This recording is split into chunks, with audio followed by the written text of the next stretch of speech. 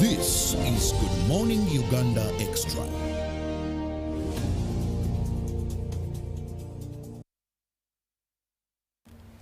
Hello, good morning, and much thanks for being with us on UBC TV. Welcome to the Extra. I'm Robert Chirabo Nyonyintono.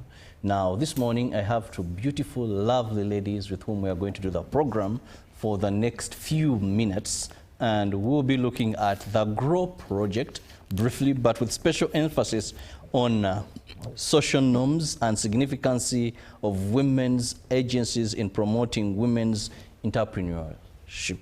Now, joining me, I have Prudence Akatkwasa with me in studios, and she is a gender specialist, GROW Project, Ministry of Gender, Labor and Social Development. You're most welcome. Thank you. Good morning, Uganda.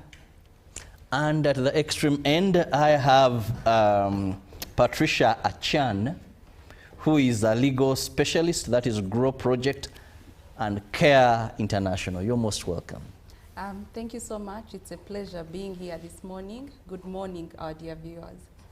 Now, beginning with Madame Prudence, when we talk about the GROW project, it's something that we've had many talk about. It's registered quite some successes, not to say that challenges are not there. But briefly, for a person hearing it for the first time, or who may have some little information, please tell us about the GROW project.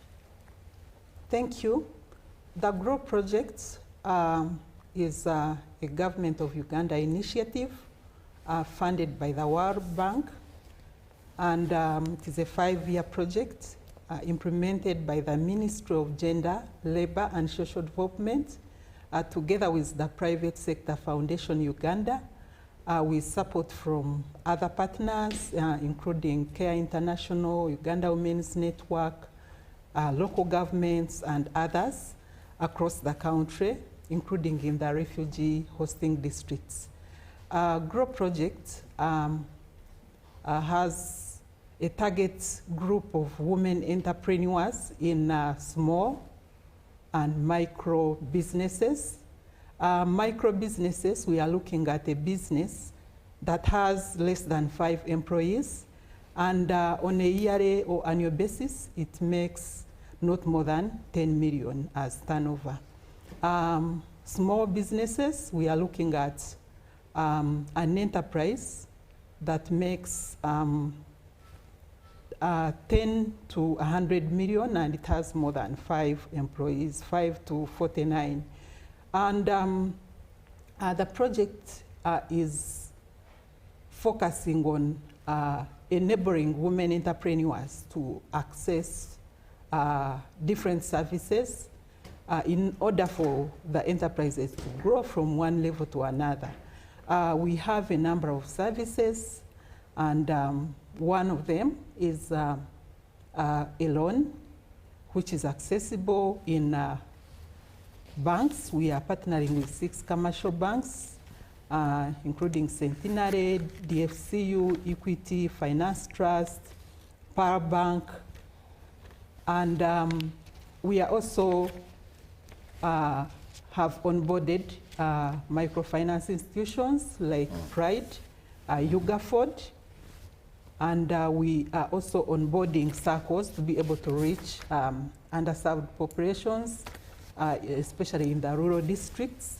So what the GROW loan offers, we are looking at a maximum of 200 million, but also... That is per individual, business or circle format, you know? Okay, so the loan is accessible for a woman entrepreneur who owns a business, but also we can have the enterprise where the women own more shares, 51% and above. So where the enterprise is owned by both women and men, we are looking at that enterprise where women are the majority shareholders, 51% and above.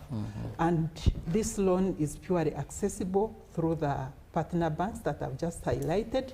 It is not from the ministry or from private sector foundation or our partners.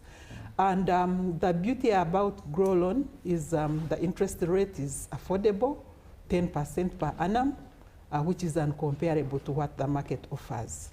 And we also, as a project, cover the loan processing fees. So, and when the borrower pays well, they get a rebate, we call it a rebate, on the interest that they are supposed to pay. So that is one of the features. What does a woman need to do? First of all, she should own a business, and she should have cash flow that is good. She should keep records. We can consider both registered and unregistered businesses, because the next service I'm going to talk about is the support to the businesses in order to register, in order to have their products certified, which is part of the project services. We also have capacity building in form of training on entrepreneurship. We are doing this in partnership with Makerere University Business School, that we commonly know as MOOBS. We are also working with Enterprise Uganda to deliver the package that covers a number of skills that every entrepreneur needs. That is customer care, financial management, record keeping, and others. And additional services, we have infrastructure grants and common user production facilities across the country, where women entrepreneurs are able to access, for example, common user equipment. If you're in tailoring, you access a facility that you're able to produce in large scale, and that facility is supported by GROW to, for example, have enough tailoring machines. If you're in catering and manufacturing, for example, you're able to access support to be able to improve your premises, electricity, childcare spaces that will be able to facilitate women entrepreneurs to improve their businesses. And we also have a networking platform under GROW that we call Women Entrepreneurs Platform. This platform we organized in every district, that we have a voice and we have a common space where women entrepreneurs come together, have a leadership, and we use that platform as an entry point to be able to reach out to the women. And that channel is enabling us to reach to the woman even on the grassroots, because it is a structure that is at district level with representatives from different sub-counties, and also at city level. And we are working out the similar structure in municipalities. We have a similar structure in the refugee settlements. Lastly, among the services that GROW offers is work placement and apprenticeship. This is on-hands training for women entrepreneurs and also their employees. And what do we offer, and which sectors do we target? We are targeting mainly male-dominated sectors, like construction, for example. A woman entrepreneur might be a welder, but she needs more skills. So we attach her to another bigger institution where she's able to learn. She's a caterer, she's doing outside catering. We attach her to a bigger hotel so that she can acquire more skills, she can be able to improve hands-on on whatever skills that she needs for her business to grow. So GROW is a package of services, and it is demand-driven. So as a woman entrepreneur, you have to take initiative to seek for those services so that you can move from one stage to another. And we encourage women to always start with the capacity building so that they can improve even in their own abilities and be able to grow to another level. Well defined and explained, the GROW project. Now let me go deeper into the topic of today, where I want to bring in a legal brain here. I want to bring in Patricia here, and we want to look at how does society and culture or culture shape female entrepreneurs' agency and financial decision making? Thank you. Like my colleague Prudence has said, we have an enabling environment. The Grow Project, government is bringing in resources for women to grow themselves in their businesses, moving from small to medium or to larger enterprises. Also, government has established a legal framework that enhances or supports women to have, to own, to access, to control and participate in decision making for economic purposes. This is something that is central for women entrepreneurs to grow. But in reality, when we come to practice, society and culture takes a central role or critical part in shaping how women entrepreneurs relate with their businesses, yeah? And society has its own norms and practices that either support or inhibit women from progressing with their businesses. First and foremost is in aspects of decision making. At the start of the project, we conducted a rapid assessment, a norms rapid assessment, to assess how norms and customs shape the relations of women entrepreneurs. And one of the key things that came up was women's ability to make decisions over resources that come out of their businesses. And one thing was clear for sure is that yes, women can make decisions, but at the end of the day, the final decision maker is their spouse. Why? Because society puts that the male head in the family has to make the decisions. And so this is something that inhibits their successes or growth of businesses. They are not able to reinvest.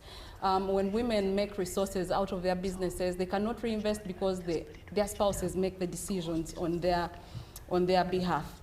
I could relate to a very recent situation where one of the women entrepreneurs in the East shared her own story where she had invested or saved resources to a tune of 20 million from her livestock business. But when it came to the situation for her to reinvest her resources, she wanted to diversify by buying land such that she can do agriculture, farming.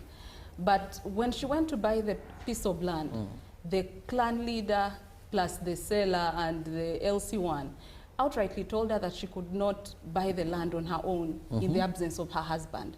So we see a situation where society gives third-party interests or rights to women in favor of their spouses. The spouses make the decisions. The spouses have to invest on their behalf. And at the end of it all, this woman entrepreneur was not able to invest her money as an individual. The husband bought the property out of the money that she had saved. So this is somehow a loss that she makes, and it's something that we notice. Women are not able to make decisions on their own because of societal norms. Their spouses make the decisions on their behalf, and as a result of that, they're not able to reinvest. Also is the aspect of permission, permissibility. Women are required to seek or to obtain permission from their spouses to move, to go to different places. Women in business sometimes have to either travel distances to sell their products, to attend conferences or any kind of aspect that enables them to build their capacity. But if they are required to obtain permission, permission is not a bad thing, right? But if they... Otherwise, I was about to complain as a husband. No, it's not a bad thing. But you see, it inhibits them. Many times, there is a way in which it is perceived. Women who move out of their homes and go to different localities, there is a perception that a tagline that is put onto them, either aspects of prostitution or there is a way in which they're perceived in society, and it inhibits them. So we see generally society, cultures taking a central play in women's entrepreneurship and their enterprising. Well, that very explained. Now, you forgive me. I'll have a short break, but before I go for that break, I'll just give each of my guests a minute or two for their parting shot. And allow me begin with Madame Prudency. Picking it from my colleague on permission, the ideal situation should be communication. Yes. I want to, get a loan, for example, because the business has to grow and you have to make timely decision so that you can be able to invest in your business. I want to go for a training, I'm planning to go for a training organized by Grow in a certain place. We recommend communication, but in its absence, that means women entrepreneurs cannot make investment decisions, they cannot make operational decisions. If they need to employ additional staff, they have to first go and seek permission from the husband, who might allow or disallow. They want to make financial decisions, investment. They want to make policies in their organizations. For example, they want to provide for child care space, but it is the husband to make that decision. So there is a time lag between when the woman thinks about what she needs to change in her business and when that decision is actually implemented. And there is a risk that that decision might not be actualized because there is a barrier in between, who is a spouse, who is a father, who is a brother, or the other male partners that we have in our communities. Patricia, your parting shot.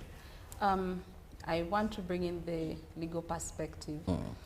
Legally, women have their individuals and they have their individual rights. Some of their individual rights include the ability to own, to control, and to make decisions over their property, over their businesses, over their resources.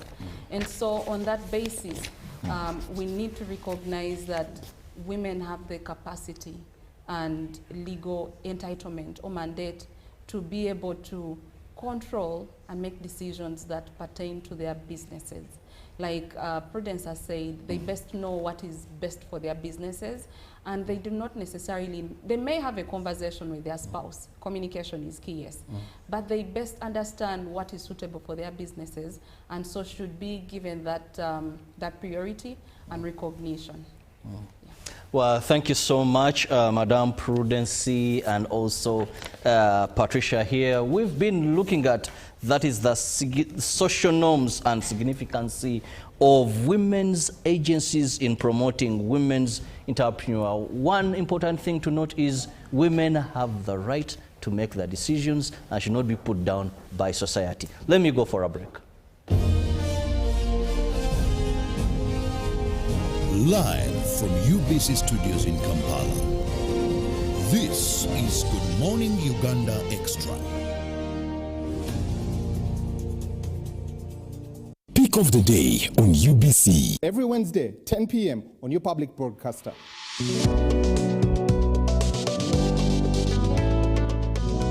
Was brought to you by I'll call you every day, yeah, yo, baby, don't know. You can now get all the Chibuzi out with MTN voice bundles. Call all networks, Kubei Dondoro. Buy a 25-minute voice bundle for only 1,000 or buy any daily voice bundle of your choice. Dial *100 *21 hash and select daily or use the My MTN app. When we talk together, we are unstoppable.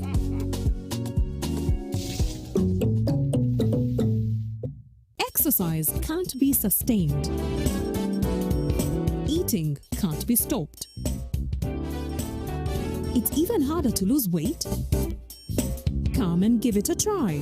Genshikang L-carnitine chromium capsules. Plant extract, scientific ratio. Take 3 capsules each time. The active ingredient accelerates fat burning.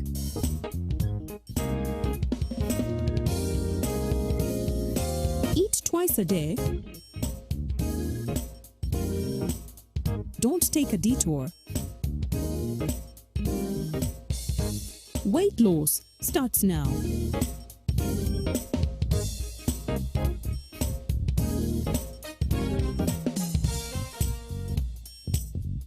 Genshikang L-carnitine with chromium capsules helps you stay in shape. Please follow medical advice when taking this product. For more information, visit our website www.hgo.com or call 0800 335555. Are you a woman with a small-scale business with a dream of growing it to another level? The GROW Project is here to support you in realizing your dream. The GROW Project is a government initiative implemented by the Ministry of Gender, Labor and Social Development and Private Sector Foundation Uganda with support from the World Bank. We support women-owned businesses across the country to gain hands-on and business management skills through training within your location, business financing through grants and affordable loans, and infrastructure in your areas of operation to enable you to increase your productivity. If you have a business that makes sales of up to 800,000 Uganda shillings per month, the GROW Project has the tools and resources to help you succeed. For more information, contact your district or city GROW focal person or call our toll-free line on 0800 307 777 to learn more about how you can benefit from the GROW Project's services. The GROW Project, empowering women economically, transforming communities. It's our mission to secure your money. Protecting your money is as important as earning it. Live from UBC Studios in Kampala, this is Good Morning Uganda.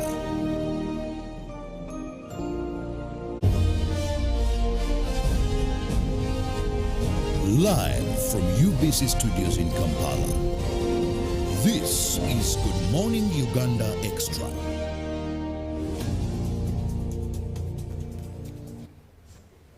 Well, much thanks for keeping it with us on UBC TV. Welcome to yet another segment of Good Morning Uganda Extra.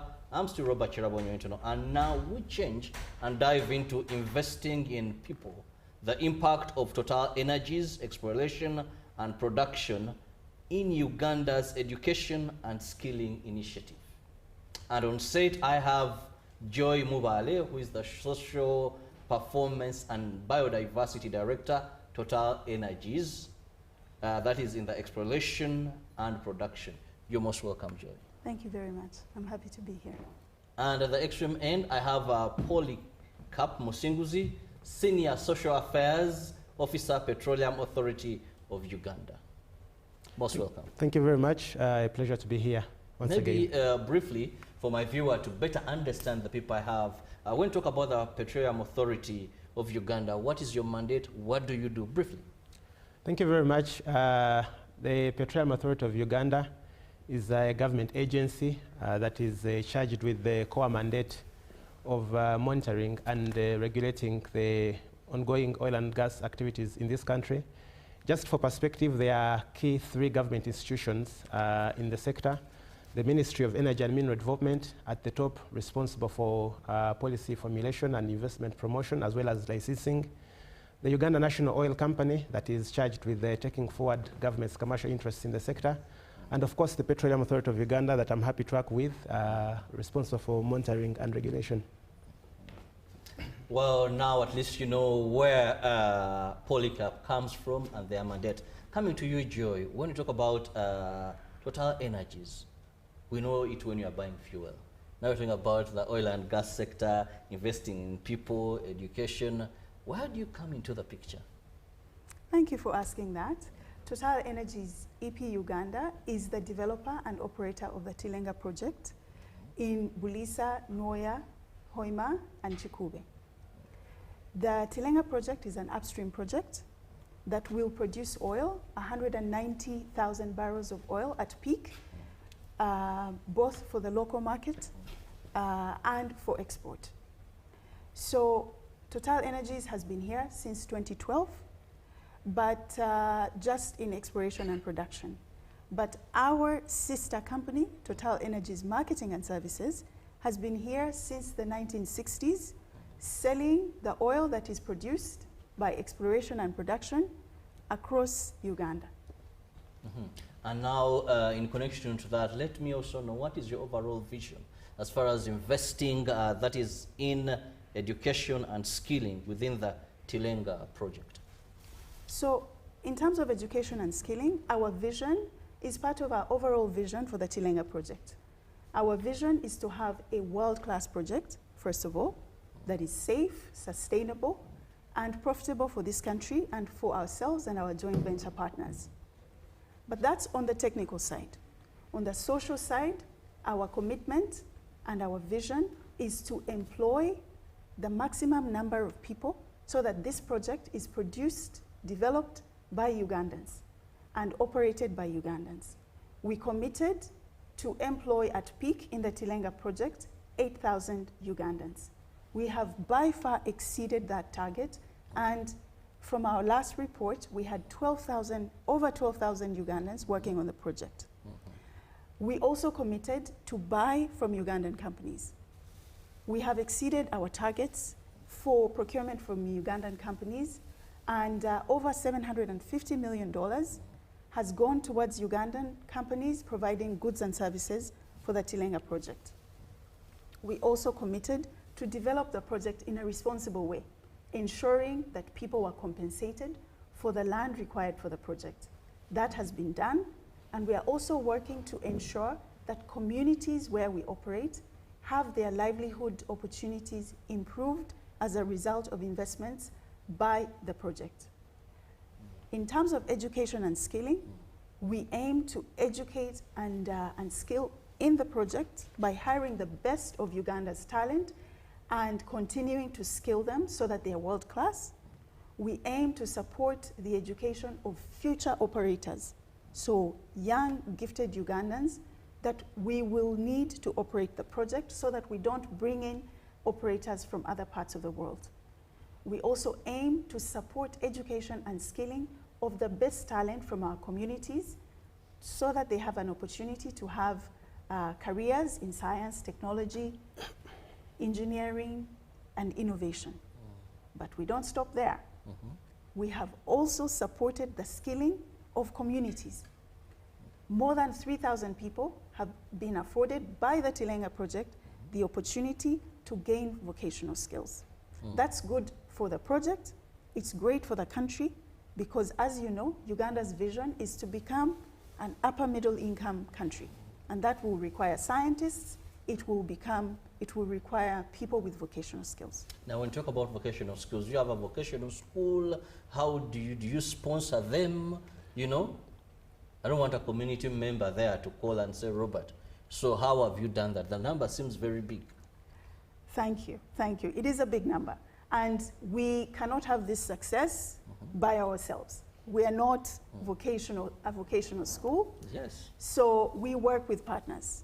Our most important partner is, of course, the Petroleum Authority of Uganda, our joint venture partners who share our commitment to developing these skills. But the way we do it is in partnership with local institutions. We have worked with reputable institutions, not least Makerere University, the Uganda Petroleum Institute, Chigumba. We've worked with illustrious institutions like University of Chambogo, Gayaza High School, King's College Budo, to ensure that people from our communities have the best opportunities at skilling and education. Now that takes me to Polycarp. As government, that's the Petroleum Authority of Uganda. Now, what measures have you taken to ensure that Ugandans benefit from the oil in terms of development, but also safeguarding and protecting the welfare of the communities? Thank you very much again for that question. It's very relevant. As I said, the Petroleum Authority of Uganda is responsible for regulating the sector. And we do not do this alone. We do this in a partnership with lead agencies like the National Environment Management Authority, with UWA, with the Ministry of Water and Environment, among others. Government on the onset is intent and committed in ensuring that while pursuing the economic interests of ensuring that the sector contributes to broad-based transformation, that this does not come at a cost to the affected people and the communities. We've put in place sound regulatory frameworks. As a country, we are not short of regulations, but we've also partnered with lead agencies to ensure that the available frameworks are reviewed to tailor them specifically to the requirements of the sector. At the highest level, in terms of the broader commitment, really is for impact management, to ensure that the impacts that were envisaged in the environmental and social impact assessments are mitigated, but also maximizing benefit. And allow me to probably speak to about 3 key areas where we've tried to ensure that there's sound regulation to the benefit of communities. One is in the aspects of employment, which Joy has spoken to for the Tilenga project, but allow me also give you a high-level picture, where as of today, the sector has employed over 16,000 people, and of those, about 90%, which is around 1,500 Ugandans, but also about 5,000 of those specifically come from the host communities where these projects are happening. So directly in terms of employment. Then the next aspect would be in terms of provision of goods and services. You will recall, and the country will recall, that government ring-fenced under the national content regulations, both for the upstream but also the midstream, 16 categories of goods and services that must be explicitly provided by Ugandan companies. Now, as a result of that, we've had over 5,600 procurements that have been executed, worth about 5.3 billion. Of that, the amount that has gone directly to Ugandan companies is about 86%, translating into 2.3 billion. But also when we come back to the local communities, we have had over $33 million directly benefiting companies from those communities. The last, of course, there's a lot that we could speak about, but let me speak to the aspect of agriculture, because as per, and you will agree with me, that this is the most dominant economic activity for most people in this country. The sector, of course, through the licensed oil companies, Total Energies, Kingfisher, and the East African Crude Oil Pipeline, has supported over 10,000 households to participate in livelihood projects, specifically agriculture, providing training, distribution of improved, this is the fast yielding, fast maturing, drought-resistant seedlings, support with equipment, support with post-harvest handling, and also market linkages. And we've begun to see results. Some of the preliminary assessments that have been done indeed indicate that there is greater food security, incomes have increased, productivity has increased. And maybe the last one I could speak to is there are also other indirect benefits that go to the host communities. As you will appreciate, for those that have had the chance to go to the Tilenga project or the project areas, infrastructure has greatly improved. The quality of roads that is there brings additional benefits in terms of access to markets, access to services, but also the developer, Total Energies, is also actively contributing to improvement in service delivery in the areas of health, gender, among others. Well, a quick one still relating to that. Now, one would want to know what standards do you use to assess, monitor oil companies to ensure that they succumb to social performance? So how do you gauge? What are the pillars that you look at? Thank you. Very good question again. So your question relates to 2 aspects, and I'll handle them differently. One is the standards part, and the other one is the monitoring part. Now, at the highest level, there are 2 sets of standards, one being the national policy and regulatory framework. And again, Uganda is not short of these standards, whether they relate to social, environment, health, safety, and security, because those also directly affect people and communities. But over and above that, as a country, we have committed to comply to the highest standards of international practice, and therefore the reference benchmarks there include the International Finance Corporation Performance Standards on Environment and Social Sustainability, the Equator Principles, the UN Guiding Principles on Business and Human Rights, as well as other international frameworks. When it comes to the aspect of monitoring, and that directly speaks to the mandate of the authority, the frameworks that I have spoken about include overarching or cross-cutting principles or thematic areas on what would constitute the benchmarks of social performance. And at the highest levels is the need to undertake a thorough and rigorous impact assessment to inform mitigation measures for the identified negative impacts, but also to maximize the benefits. So some of the areas that we look at, therefore, include the aspects of stakeholder engagement, ensuring that we engage meaningfully and continuously with stakeholders, listen to their voices and incorporate them in the decisions that we make, ensuring that we have in place a robust grievance management framework across the sector, managing impacts relating to land acquisition upstream, as Joy has said. The Chilenga project, affecting about 5,576 affected people, have all been compensated. Livelihood restorations are towards the tail end. In the East African crude oil pipeline, where we have 3,754 project-affected persons, compensation is at 99%, with just a few cases pending. In the Kingfisher project, where we have about 734 project-affected persons, also compensation for that project has been completed and livelihood restoration programs are ongoing. Well, now with those achievements, I want to come back to Joy. How is the skilling contributing to Uganda's oil and gas transition, our long period? So these efforts, how are they contributing towards development in that direction? Thanks for that. So education and skilling contributes both to the immediate goal of delivering the Tilenga project. The majority of our investments have gone towards skilling people working on the project so that they become world-class and competitive with the best in the world. But beyond that, we are looking at what are the national development goals.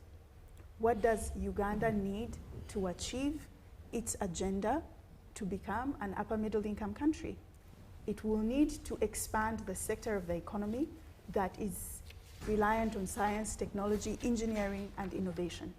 And as an engineering company, we've had the opportunity to contribute towards improving the standard of engineers in the country. All of these over 12,000 Ugandans employed on the Tilenga project will be better after the project as professionals than they were before. And as a result, we'll be able to contribute to the wider economy, to growth in the wider economy, to contribute towards renewables, for instance. Renewables require engineers as well. But we don't stop there. Our training is, education and skilling is not just focused on the project. The scholarships that we have provided have resulted in young people, young gifted people from the Albertine becoming doctors, becoming agronomic engineers, becoming teachers, becoming a wide range of professionals that will contribute to the development of this country. So it's not just about the project, it's about beyond oil and gas. How will the people who have worked on this project contribute more broadly to national development? And we are confident that they will be more empowered to do that than they were before the project. Now, looking forward, and I want to begin with the Petroleum Authority, Uganda. Looking forward, first and beyond, what commitment can Ugandans count from your, that is, institution to ensure that they benefit from the developments of the oil? Allow me spend a minute to just give an overall progress of the sector, because it would be beaten just to not do that for this show. As you know, we have 4 flagship projects that the country is developing to commercialize its oil and gas resources. We have 2 upstream projects, the Tilenga project that is at peak producing 190,000 barrels per day from 420 wells on 29 well pads. For first oil, we need 170 wells. To date, we have exceeded that target. I think we have, the last I checked was 197 wells drilled so far, to a total depth of around 341. The other project, the Kingfisher project, with 4 well pads and 31 wells, has also significantly progressed. We require about 18 wells for first oil, and to date, all those wells have been drilled. And the project is progressing smoothly. The Eco project, of course, where again significant project has been registered. All the line pipes required have been delivered to site. Construction is ongoing on 16 spreads. We've also registered significant progress in terms of coating and welding. And the last project is the refinery, again, where last year government signed an implementation agreement with Alpha MBM to fast track the refinery. Now, in terms of our commitment, we pledge to remain vigilant in terms of ensuring that the sector is stringently regulated and monitored, also undertaking the routine monitoring that we do to ensure that the communities get maximum benefits, but also the identified impacts will be managed in the long term. Thank you. Now, coming to Joy, looking forward and beyond, what should Ugandans expect, that is, from Total Energies as far as development and ensuring that they benefit from the oil, because they expect to benefit. It's our gold. No, we have gold in Uganda. It is our magic bullet to development, and every Ugandan is eager to see what oil is going to do. Now, even me, I'm expecting my life to be transformed once the first oil is. So what assurance can you give us? First of all, I'm really happy that you mentioned gold. But gold and oil are not our only resources, okay? So first of all, Total Energies is committed to delivering this project, okay? We are working tirelessly. Every Ugandan on this project is working tirelessly to deliver for our country. And Ugandans are already benefiting from this project. My job in social performance is to ensure that the benefit don't just come after first oil, but that we have benefit every step of the way. I was in Bulisa last week, and I was so happy to hear from local leaders and local people saying they can already see the benefits of this project in their livelihoods, in employment opportunities, in Total Energies' contribution to health services, access to water, access to sustainable lighting for households, support for education. We have contributed as part of our corporate social responsibility to investing in local schools so that young students have the opportunity to excel.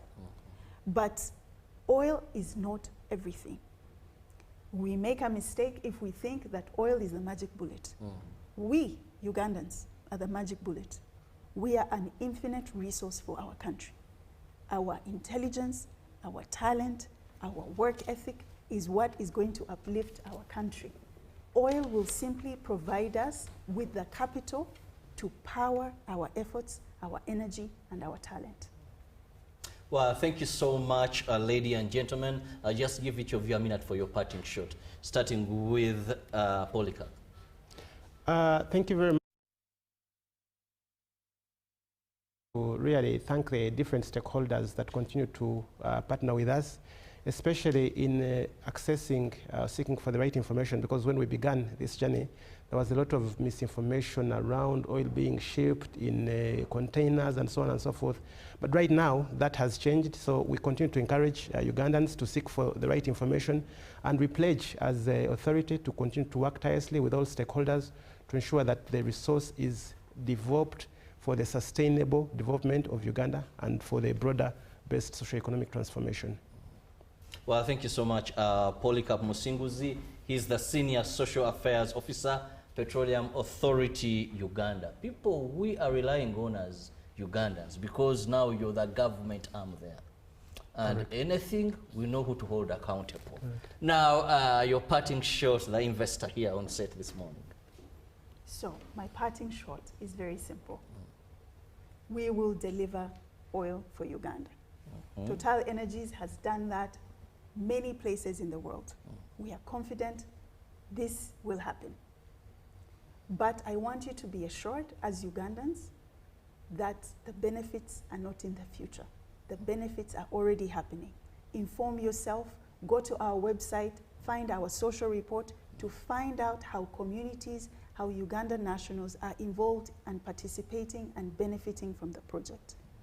But you, the Ugandan listening to us right now, you are Uganda's most important asset.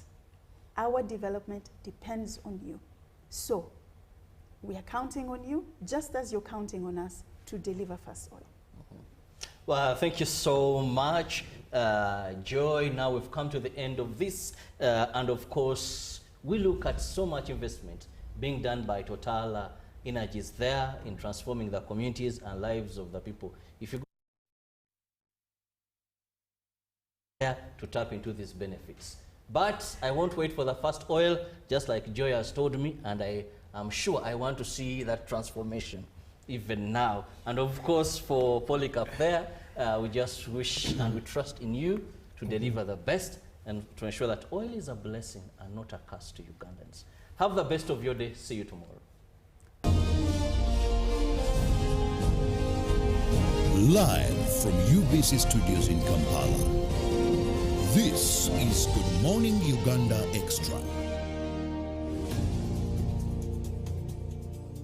Pick of the day on UBC. Every Wednesday, 10 p.m. on your public broadcaster.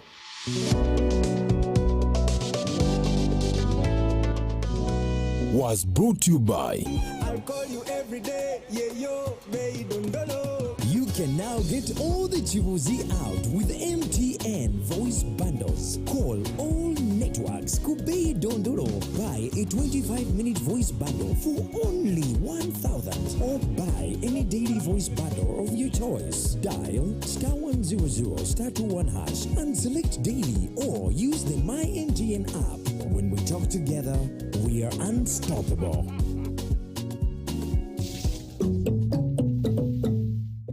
Exercise can't be sustained. Eating can't be stopped.